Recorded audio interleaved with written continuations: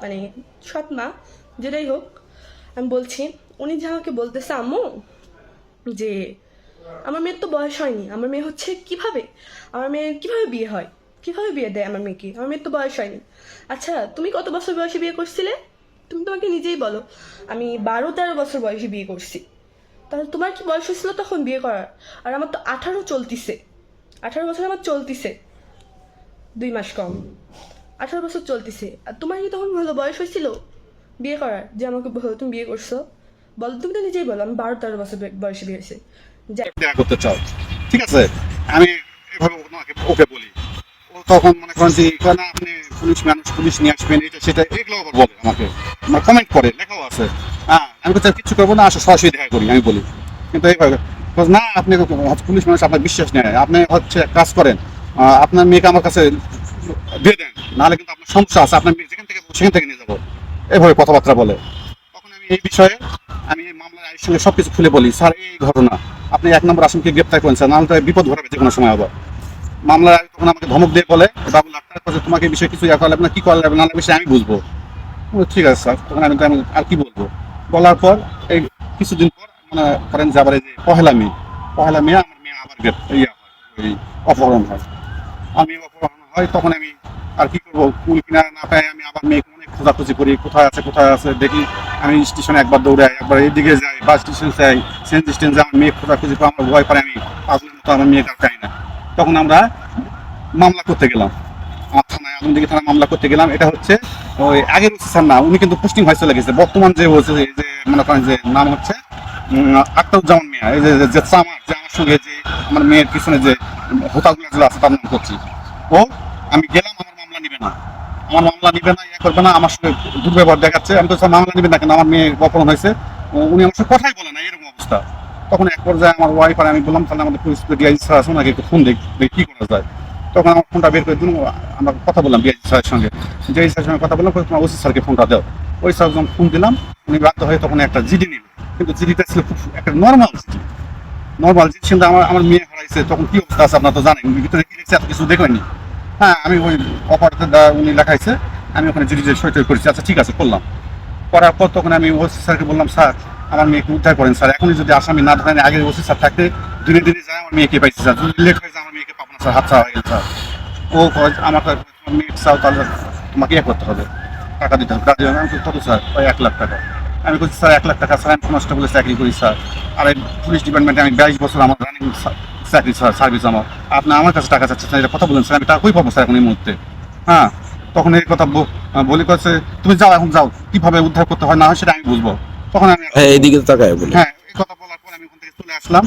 আসার পর সে জিয়া মেডিকেলে গিয়ে ওখানে আমার মেয়েকে এরকম মোবাইলে কি যেন ছবি দেখায়, অশ্লীল ছবি দেখে বলে যে তুমি মেডিকেল করো না, তাহলে তোমার ছবি ভাইরাল করে দিব। তখন আমার মেয়ে তো নামার লিখে, সে ভয়তে আর হচ্ছে মেডিকেল করে না।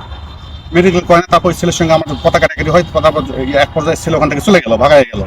যাওয়ার পর আমরা মেয়েকে আবার হচ্ছে 22 ধারায় জবানবন্দি দেওয়ার জন্য ম্যাজিস্ট্রেটের কাছে নিয়ে গেলাম, বগুড়া হচ্ছে বিজ্ঞ আদালতের কাছে। ওখানে গেলাম, যাওয়ার পর ওখানে হচ্ছে জবানবন্দি দেওয়ার সময় আমাদের ওই জিআর অফিসে গেলাম। ওখানে আগে যেতে হয়, জিআর অফিসে আমার ওয়াইফ, আমি, মহিলা পুলিশ, তারপর আমরা সবাই মিলে গেলাম মেয়েকে নিয়ে। ওখানে যাওয়ার পর দেখি ওখানে ওই সেনা সদস্য আর ওনার ওয়াইফ গিয়ে আমার মেয়েকে বলতেছে যে হচ্ছে তুমি 22 ধারায় আমাদের পক্ষে কথা বলবে, নাহলে কিন্তু ছবি ভাইরাল করে দেবো। এই কথা বলার পরেই আমি ওনার সঙ্গে মানে এক পর্যায়ে হাতাহাতের মতো হয়ে যায়। তখন জিআর ওনাকে বের করে দিলে, তুমি এখানে কি জন্য আসছো, ওনাকে বের করে দিল সেনা সদস্য, কারণ ওনার ওয়াইফ বের করে দিল, ওরা বাইরে গেল। তারপর উনি যেভাবে বললো ম্যাজিস্ট্রেটের কাছে ওইভাবে সাক্ষী দিল। তারপর মেয়ে নাবালিকা সেই হিসাবে ম্যাজিস্ট্রেট আমাদের কাছে আমার মেয়েকে আমাদের কাছে দিল। আমরা মেয়েকে নিয়ে চলে আসলাম। এই মামলার হচ্ছে মনে করেন যে তদন্তকারী অফিসার হচ্ছে মোহাম্মদ বাবুল আক্তার। হ্যাঁ, এই বাবুল আক্তারের সঙ্গে মনে করেন যে এই যে আসামি ধরে নিয়েছিলাম, ছেলের বাবা মা, এদের জামিনের ব্যাপারে, তারপর হচ্ছে আরো যারা মামলার আসামি ছিল এদেরকে মানে চার্জশিট থেকে নাম বাদ দেওয়ার জন্য এই ছেলের চাচা, তার নাম হচ্ছে হাসান, সে প্রাণী উন্নয়ন বোর্ডে চাকরি করে বগুড়াতে। এই হাসান রাতে বেরাতে সবসময় আমার কাছে বহুবার গেছে, আমাকে মানে কিভাবে মানে মামলাটা শেষ করা যায় বা ইয়া করা যায় আমার সঙ্গে। আমি বলছি না, ওরা অপরাধ করেছে, এটার কোনো ইয়ে নেই, ওদের সাজা পেতেই হবে, আমি ভাই বলি। তখন আমার কাছে যখন ইয়ে পেল না, তখন আমাকে ছেড়ে ওই মনে করেন যে আপনার যে মামলার তার সঙ্গে সবসময় দেখা সাক্ষাৎ করে। হ্যাঁ, একটু করার পর মনে করেন যে ওই মামলার যে বাবুল আক্তার ছিল, ওনার টাকা পয়সা এনে দেয়, হাসান দিয়ে ওনাকে ডাবল একটা টাকা ঘুষ খেয়ে হচ্ছে চার্জশিট থেকে সকল আসামির নাম বাদ দিয়ে দেয়, দিয়ে শুধু মূল আসামির নাম তার বাদ দিতে পারেনি, অবহানকারী। হ্যাঁ, সে মূল আসামি থেকে যায়। তো কিছুদিন পর এখন এই যে মূল আসামিও এখন আমার মেসেঞ্জারে ছবি দেয়, মেয়ের সঙ্গে কিছু অশ্লীল ছবি উঠেছিল, এই ছবিগুলো মেসেঞ্জারে আমাকে দেয়। দেওয়ার পর বলে যে আপনি আমার সঙ্গে দেখা করেন, আপনার সঙ্গে কথা আছে, আপনার ভালো হবে। হ্যাঁ, এই ধরনের কথাবার্তা বলে, এই ধরনের কথাবার্তা বলে। তারপর হচ্ছে তখন আমি বলি যে ধরার জন্য আমি একটু মানে করি আর কি, বুদ্ধি অবলম্বন করি। আচ্ছা ঠিক আছে, তুমি কি চাও, কি তোমার চাওয়া পাওয়া, তাহলে তুমি আসো আমার সঙ্গে দেখা করো। কোথায় দেখা করো? এটা হচ্ছে 3 তারিখের ঘটনা।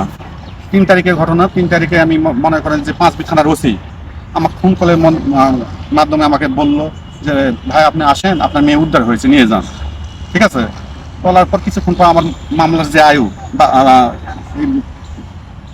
নতুন আয়ু আর কি, এই মামলার 2 নম্বর হচ্ছে মামলার আয়ু, নাম হচ্ছে এসআই ইন্তাজুল হক। এসআই ইন্তাজুল হক উনিও আমার ফোন করলে যে ওসি ফোন করেছিল, আমি বলছি আমাকে ফোন করেছিল, তো তাড়াতাড়ি তুমি একটা ভাড়া করো, আমরা মেয়েকে যাই নিয়ে আসবো। ঠিক আছে, আমি গাড়ি ভাড়া করতেছি, তাহলে কখন যাবেন বলেন।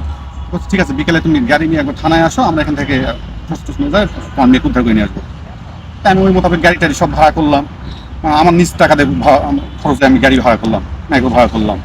ঠিক আছে, করে আমার মেয়ে নিয়ে আসার জন্য আমরা সব বের হলাম। আমি মামলার আয়ু, যেহেতু আমার মেয়ে উদ্ধার হয়েছে বলছে, ওখানে নারী পুলিশ একজনকে নিতে হয়, মেয়ে থাকলে পরে নারী পুলিশ একজনকে নিলাম, তারপর পুলিশ কনস্টেবল নিলাম, নিয়ে আমার মেয়েকে উদ্ধারের জন্য জয়পুরহাট জেলা 5 থানায় গেলাম। যাই মেয়েকে নিতে গেলাম, যাওয়ার পর আমরা ওখানে 5 থানায় ঢোকার পর আমরা ফোন দিলাম ওসি স্যারকে। আমি ফোন দিচ্ছি, আমার মামলায় ফোন দিচ্ছে, সে ফোন ধরে না।